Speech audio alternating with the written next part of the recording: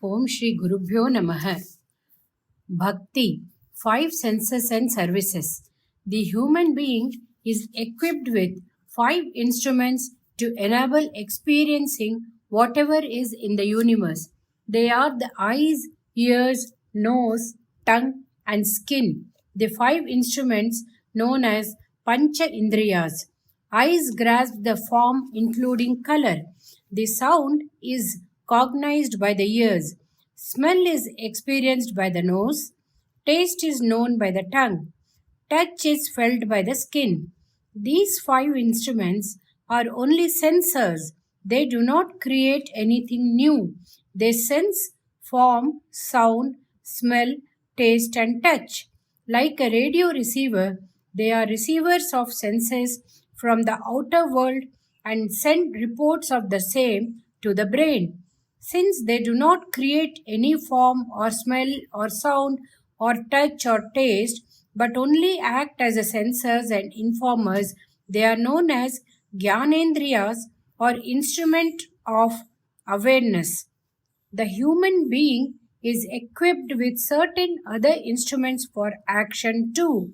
They are known as Karmendriyas or tools for action. They are hands for grasping, catching, and giving, legs for locomotion, etc. The tongue, other than being a Gyanendriya, is also a Karmendriya as it enables speech. The basis for the functioning of the 5 Gyanendriyas are the 5 basic elements by which the whole universe is made of. They are the space, air, fire, water, and earth. Sound is the only quality of space. Space is filled with the Omkara Nadha or Pranava sound. In a crowd, you may not hear individual words but can hear the total Ooh sound. On the seashore, you can hear the Om sound of the waves. If you hold the conch against your ear, you can hear the Omkara. The sound Om with a full stop becomes the Omkara. This is spread throughout the space. In air, we have sound and touch. We know the presence of air through the sense of touch. Fire has sound, touch, and form. Fire can be seen in addition to being known by touch and sound. Water has taste in addition to these 3 earlier mentioned indicators of form, sound, and touch. Earth has taste, form, sound, and touch, and the 5th sense of smell too. Thus, we experience the universe through these 5 sensors. These 5 sensors make it possible for us to enjoy this world.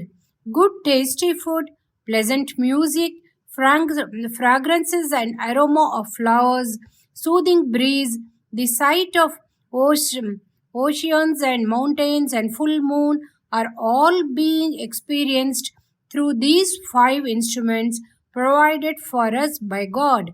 He has provided them all, the outer world and the inner experience. It is His grace that we enjoy them all. We who cannot create even a single grain of rice or sand are enabled to experience and enjoy them all. For this purpose, He has created the outer world and also created the 5 sensors or instruments to know, see, heat, smell, taste, and touch. A Tamil poet wonders, Ethane Kodi Inbam Varthadai Iraiva, meaning to say, how many crores of pleasures have you kept, O God?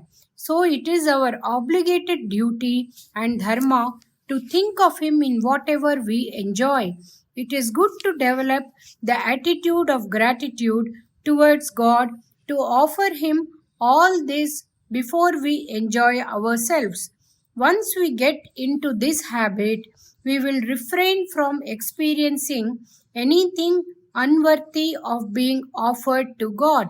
What we experience of the world and universe through the 5 sensory instruments should first be offered to God, in the sense of gratefulness, out of which are born the 5 steps of any devotional rituals.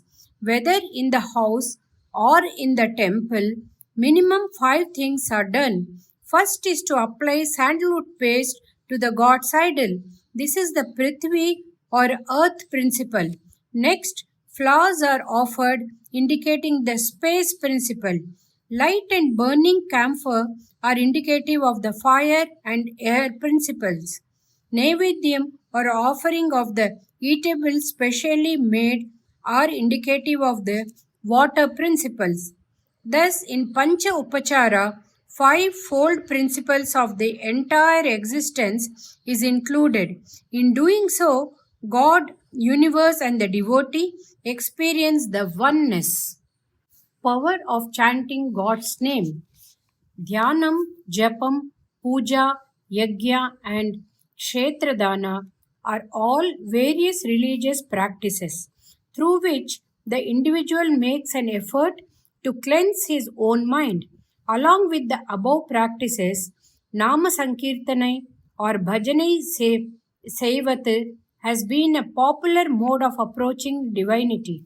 This was very widely practiced all over the country, as evidenced by the fact that almost all the villages and towns used to have a bhajan matam, or a place where people used to gather every Saturday and Ekadashi, that is the 11th day after a full and new moon, and sing together in praise of God.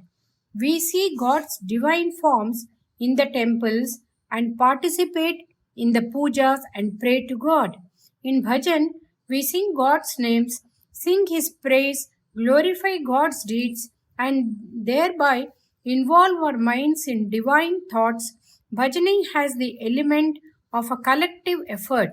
Hindu religion is mainly based on individual approach to divinity by personal cleansing of body, mind, and heart, thereby elevating oneself successively to the highest.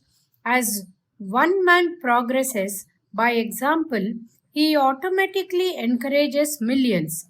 However, there is also the element of collective and congregational worship in Hinduism through temples and bhajans. Bhajan, that is collective singing in praise of God, when accompanied by musical instruments, has the inherent ability to attract people's minds easily into devotion. Songs such as Raghupati Raghava Rajaram or Hare Rama Rama Rama Hare Hare, with easily repeatable words and lilting music, have the capacity to transport one into divine ecstasy.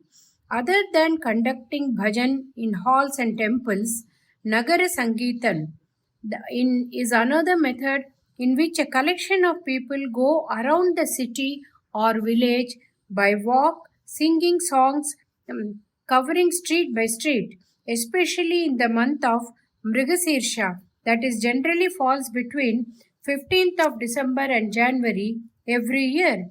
It is an age-old custom to do this early in the morning, shivering in the cold, singing Tirupavai and Tiruvambavai songs. Of course, at the end of it, there will always be some hot shundal or pongal distributed as prasadam. This good habit should be revived. I do see that in recent times there is a noticeable revival of such wonderful customs, which gives me immense happiness. Our customs and traditions based on Veda and Agama have all gone by default mostly, and it is only the Bhajan Paddhati which is having a revival. In each city and town, the only satsang still surviving is this. To that extent, I am happy.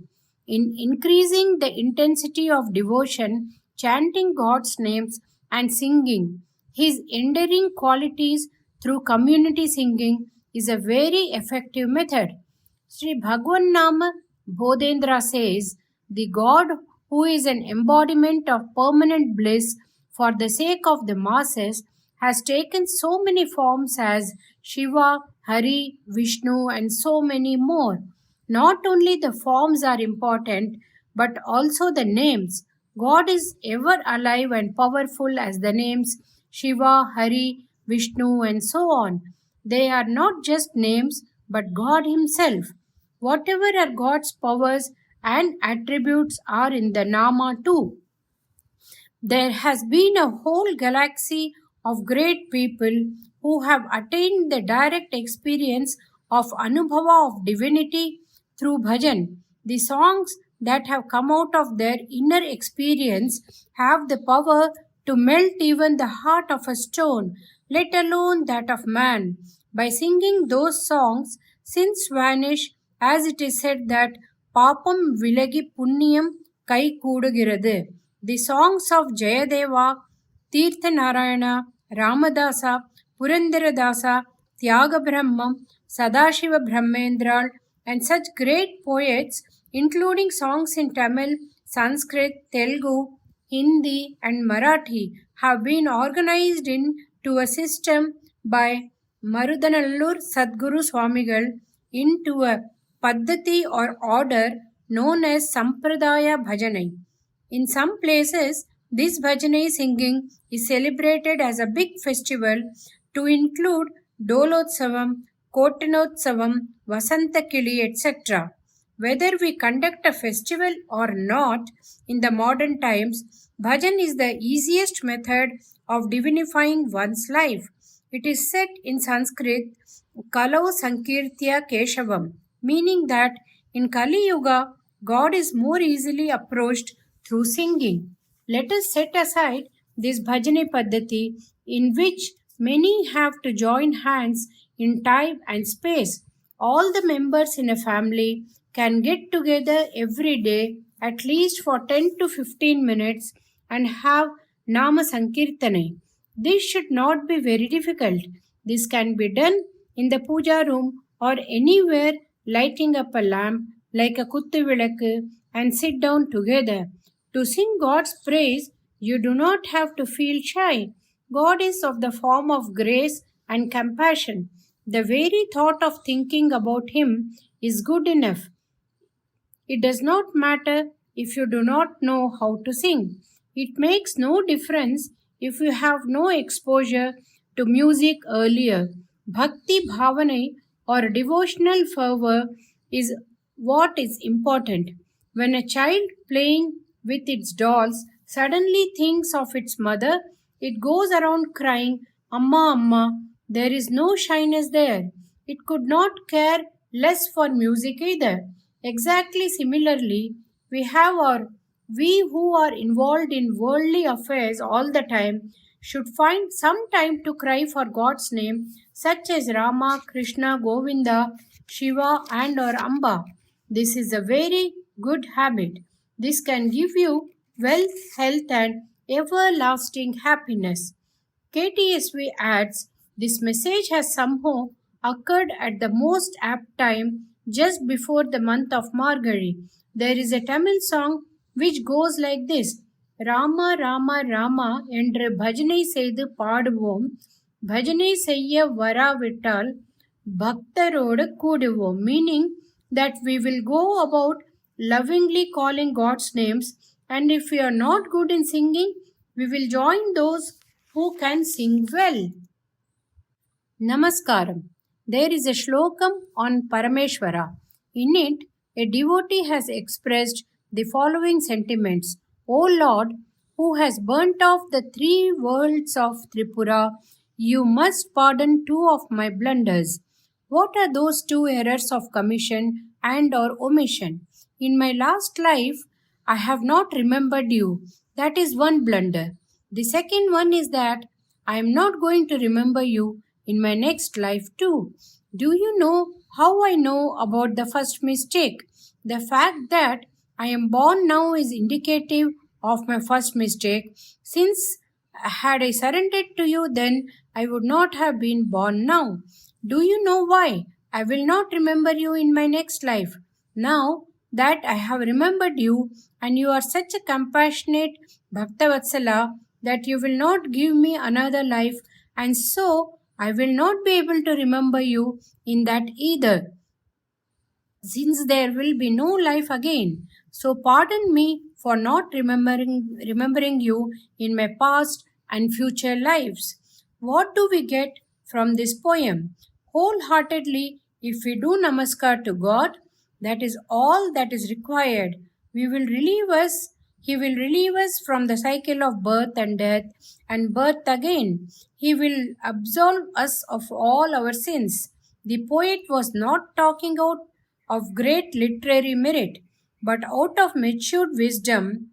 Let us also surrender to God and do namaskaram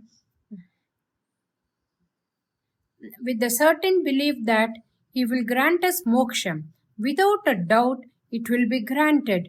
To do namaskaram is called dandam samarpittal.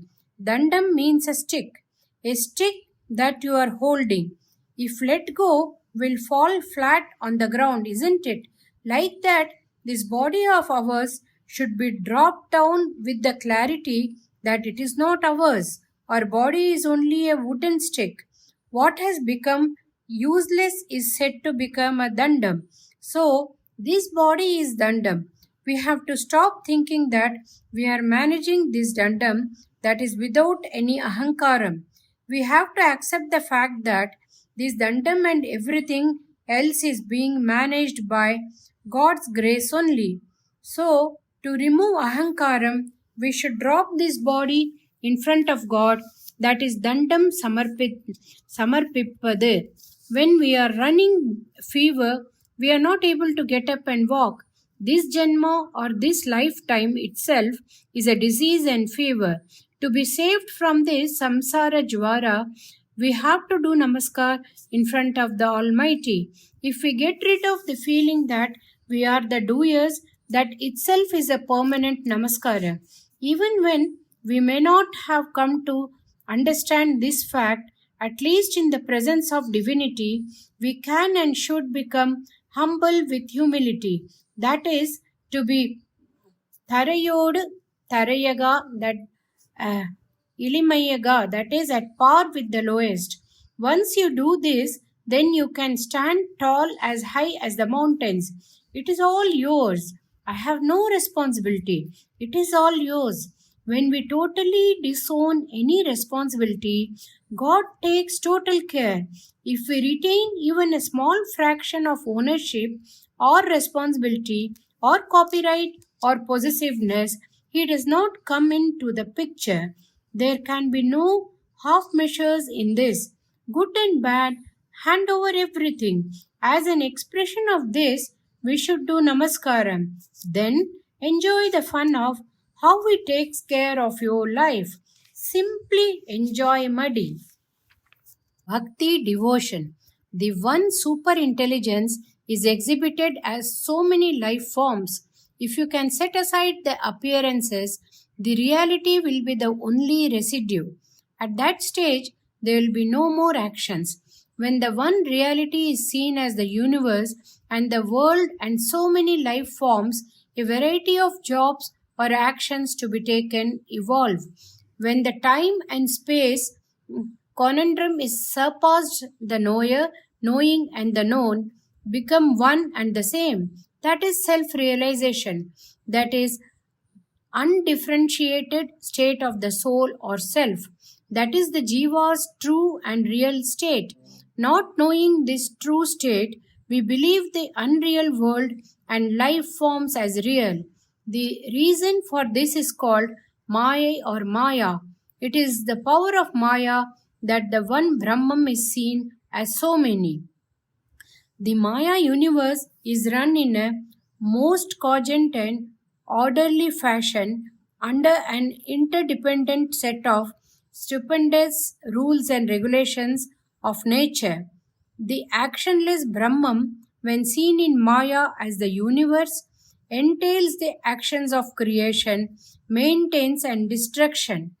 What is actionless, formless, attributeless Brahman is the dynamic Ishvara with form and attributes. It is this Ishvara that is known severally as Bhagwan, God, Devam, Swami, and Saguna Brahman. Our nature is to keep on doing some work or the other all of the time. Even when we are doing no work with our body, even when we are not speaking, that is doing work by using the mouth, our mind is forever thinking of something or the other. This thinking is also working only. When we bring this mind to a standstill and become thoughtless, then and then only we can experience our oneness with Brahman. But this mind is incapable of keeping quiet. How to train it to stop thinking? To train this mind to become thoughtless, the way is through bhakti or devotion. The actionless Brahman can be experienced only by a thoughtless, that is, actionless mind. When this is found to be well nigh impossible, change the tactics. Concentrate your mind on the dynamic, actionful, attributeful Brahman, that is Ishvara or Saguna Brahman. All the time, think only of God, that is Ishvara. Turn all your actions God oriented. By your body, do namaskar and puja. By your speech, chant the shlokas and mantras and do bhajan. By your mind, think of God and meditate. He will approve of all your actions and take you to the actionless Brahman. This ceaseless thinking of God is bhakti or devotion. Think of God with love, that is bhakti or devotion. All the dichotomy of life, of good and bad, happiness and sadness, positive and negative, and so on, have all come from the oneness of God only. When this individual loses his separateness, all the differentiation of good and bad, beauty and waste, desire and hate comes to an end and integration takes place. But now, in the condition that we are presently in, we cannot understand this oneness and integration. In this stage, we should think of Ishvara as an embodiment of everything great, beautiful, mighty, ennobling, and compassionate qualities. We cannot just think of, let alone comprehend the attributeless, colorless, formless Brahman, like the white light of the sun passing through a prism gets refracted into multicolored spectrum of violet, indigo, blue, yellow and orange and red. The Nirguna Brahma becomes the Saguna Ishvara through the prism of Maya and displays all the multivarious colors and qualities and attributes. We cannot concentrate on the Nirguna. We can think of the Brahman with qualities. While doing so, if we pay attention to the bad qualities, that will be reason for our continued immersion in Maya. Instead, if we can give our sole attention to the redeeming and ennobling qualities of Ishvara, some of those qualities will rub off on us too.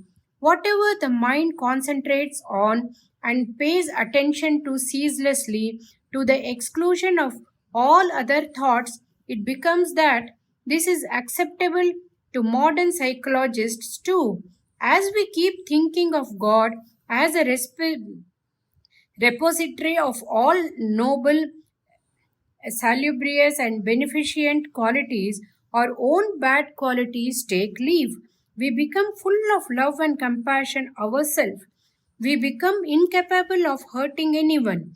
Sinful ways steer clear of such people. So, bhakti is the best method of overcoming sinful thoughts and deeds. Not only that, devotion is the route to realize our true nature, for the mind to be stilled without a semblance of any thought, and for the powerful inner light to engulf us in brilliant Atma Jyoti, dirt and dust of the mind has to go. Bhakti is the way. Why be devoted to God? Every cause has an effect.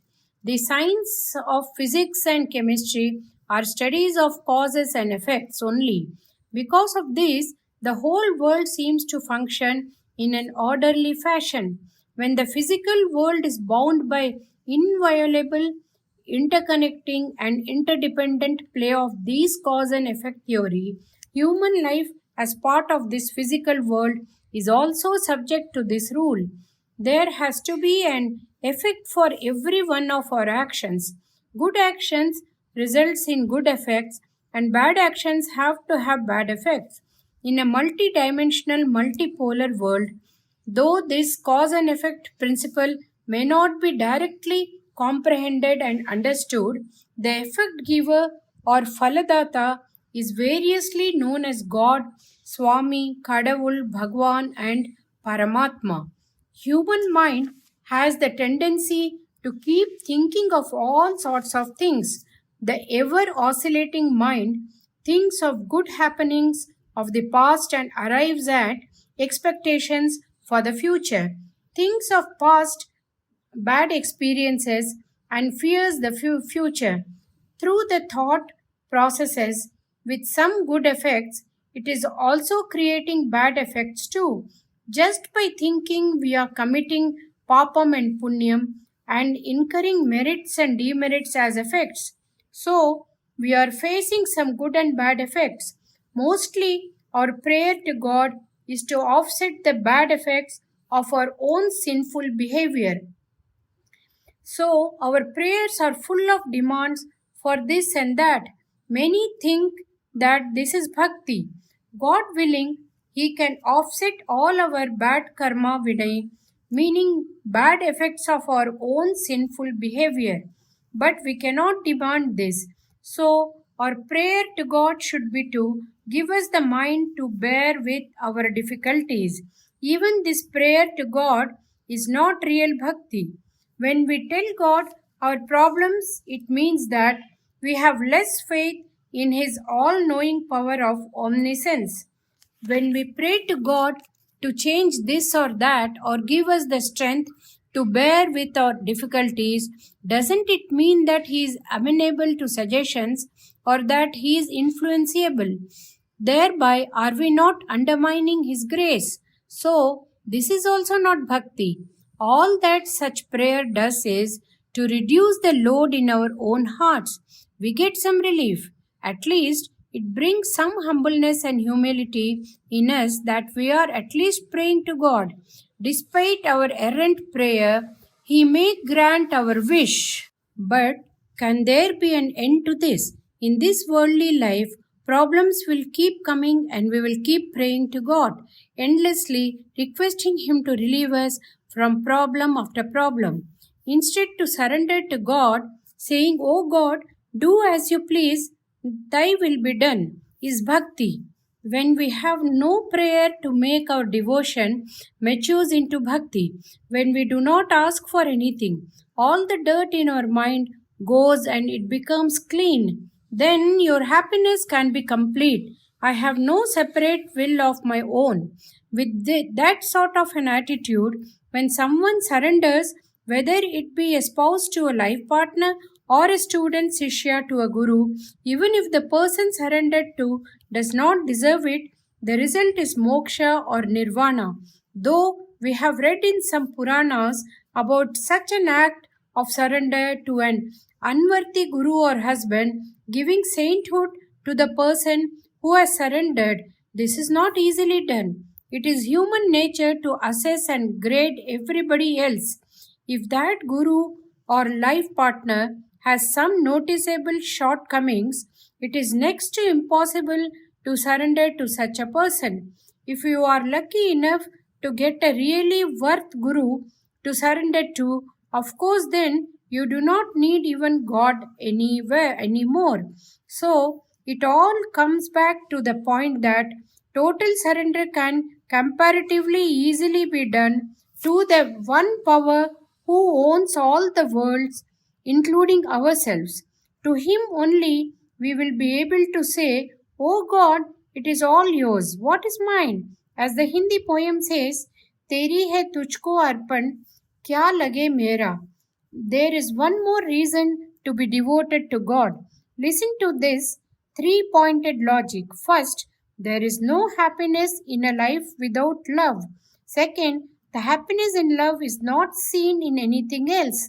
Third, whomsoever we love in this world, a day comes when we have to contend with separation. What was the reason for happiness becomes a source of pain and hurt. But to love God means no separation. To love God can only mean ever increasing happiness. When this love matures, everything and everybody is seen as God. No more hate, no more ups and downs. Love becomes universal and unconditional. Bhakti, devotion to God, saves us from a loveless, useless life. Now let me list the gains of bhakti. One, through it we can successively get rid of our worldly problems or learn to develop the mentality to rise above our problem. Second, we can get our minds cleansed of dust and dirt. Thirdly, we can get control over out ever oscillating mind. Fourthly, by devotion to God, we can also imbibe the divine qualities of God that we are all the time thinking of. Fifthly, since He is the Karma Phaladata, He can relieve us of the unending cycle of death, birth, ad infinitum, ad nauseam by giving us the Advaita Anubhava. There are so many reasons to be devoted to God. There is a bhakti without reason too. That is Karanamilda Bhakti. Karanam Illada Bhakti. That is the title for the next chapter. Om Shri Mahaperiva Sharanam.